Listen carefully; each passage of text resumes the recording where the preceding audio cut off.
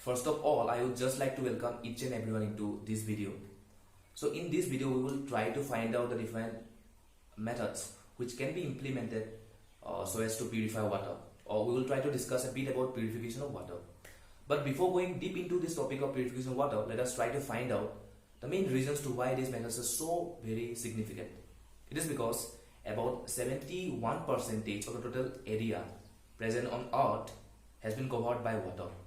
But of the total amount of water present, only about 2.5% of it are fresh water. So there is a contradiction between the availability of water present on Earth and the amount of water that is actually available for human consumption.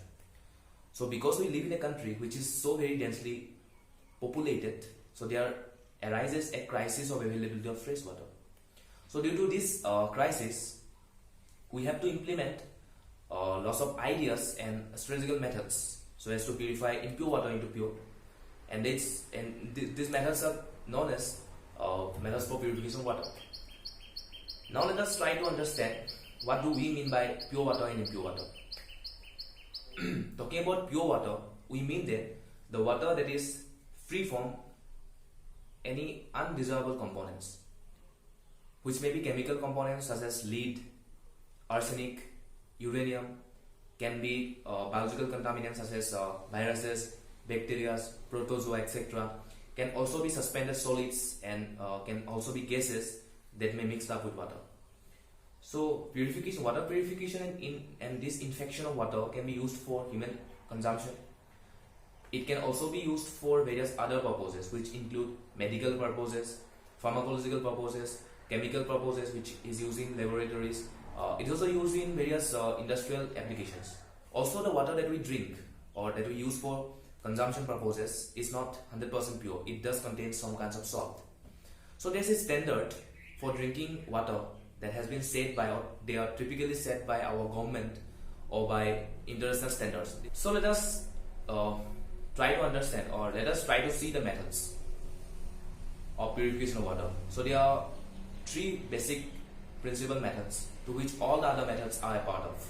And these three principal methods which are involved in purification processes are: first is physical methods, which includes filtration, distillation, sedimentations; chemical processes, which include chlorinations and various other such processes; and the third type is biological process, which includes slow sand filter and various other such methods. So when water purification is basically used in two different ways. One is for small scale use and one is for large scale use. Large scale use that we use for big cities or big towns, and small scale we use it to disinfect wells, or it is used in household purposes. So talking about the large scale use, it is mainly divided into three major steps. One is to store the water, second is to filter using different filtration processes, and third is to disinfect the water. This storage water is then filtered using two main processes. One is slow sand filter method and the other is rapid sand filter. Let us try to understand a bit about slow sand filter method. So in this method, the storage tank is connected with an inlet tank. The inlet tank is then connected with a porous medium, a medium which has holes in it. In slow sand filter method, the porous medium is made up of two different layers. The layers are of gravel and sand. The sand layer is just above the gravel layer. The gravel layer is normally 50 to 60 centimeter in thickness, and the sand layer is about 90 to 110 centimeter. And also the particles of the sand layer is distributed in such a way that the topmost layer has the smallest particles, followed by the gradual increase in its layer of the sizes. The main reason of the gravel layer is to support the sand layer, and the filtration is basically done by this sand layer. So when the water present in the inlet tank or inlet chamber goes into the porous medium, the water does need a height, a minimum amount of height, which is known as head, and it is because of this minimum height the water is permeated, or it helps the water to get permeated through this porous medium. So in this whole process of filtration, there are three different characteristics, important characteristics that is observed. The first one is mechanical strain. It is because the pollutants or the impurities which is present in water and is to be permeated out through the porous medium. Then if the impurity size is bigger than that of the size of the first layer sand or size of the sand, then the impurities will not be permeated, but it will settle down at the end, creating a layer which is known as cumulative layer. So in this cumulative layer, it is formed, contains a lot of impurities or microorganisms or biological microorganisms. So let's, for example, if that layer contains algae, then with the help of sunlight, it can produce oxygen gases through photosynthesis, which is then taken by agrobacteria, which helps them to consume different other bacteria or microorganisms, thereby converting and decomposing them into nutrients such as nitrogen and phosphorus, which act as nutrients or food for algae to increase its populations. So in the whole process, the population or family of algae increases rapidly, thereby killing about 98 to 99% of the bacteria present in the water. And also, due to the presence of algae or increasing amount of algae in the water, there is a certain color that is inserted in the water. Now let us move on to the next type of filtration process, that is rapid sand filtration process. So rapid sand filtration process is similar to slow sand filtration process. So in this particular type of filtration method, there are two additional components that is linked. One is a air compressor and the other is a small water tank. So for example, when the water is given to permeate through this sand and gravel layer, the scumated layer forms, and with the passage of time, the scumated layer gets so dense that there is a total head loss that occurs.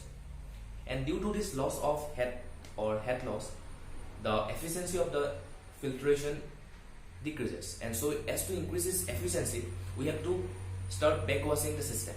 So in this process of backwashing, the bulb number 5 and bulb number 6 is open, so that we can create a reverse pressure to the scumated layer, so that it can pop out and finally get collected into the small drains which are just above it.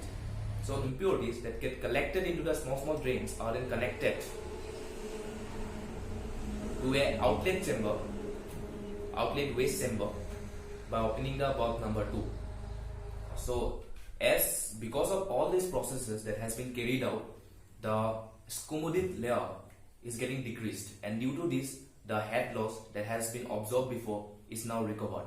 So now the whole system became more efficient. So the filtration process is now carried out normally, as in the case of slow sand filter method. In this filtration, there has been seen two different types of flow of water. One is linear, the water that is given to permeate through the sand and gravel layer, and the other is turbulent, remaining impurities, if in case some impurities still left behind after this whole filtration process, then we can disinfect those impurities by using different methods, which includes chlorination, ozonations, or ultraviolet radiations. The most commonly used and most important of these three use method is chlorinations. So when chlorine is initially added into the water, the chlorine disappears. That is, we cannot get any residual chlorine to a certain point. So in this particular duration, the amount of chlorine that is added into the water is used in oxidizing the various ions and various nitrites present in the water. So this is the first stage. And from point P, if we add more chlorine, then we can see that the predicted amount of residual chlorine that is to be found is not same with the amount of chlorine that is found in reality. That is, the graph should be at 45 degree, but now some of the chlorine has been used. So this used chlorine is used to kill some of the bacteria present in the water, and some of the chlorine has been converted into various chloro-organic matters or chloro-organic substances and various or chloramine. So now after this certain point Q, if further chlorine is added into the water, then you can see that the amount of chlorine again disappears. It is because now it is used to oxidize the chloro-organic matter or chloro-organic substances present in the water. And in this process, we can see that if we add chlorine, we can get a very bad smell from the water. Now, finally, we achieve a certain point after which, if we add more chlorine, all the chlorine will get residued out. So this particular point to which all the oxidized material is oxidized or oxidized species is already oxidized, that point is called breakout point. So these are some of the filtration processes and some of the methods of purification of water. I hope you have got a little idea about what I have discussed. So at last, I would just like to extend my gratitude and would like to thank you once again for looking into this video.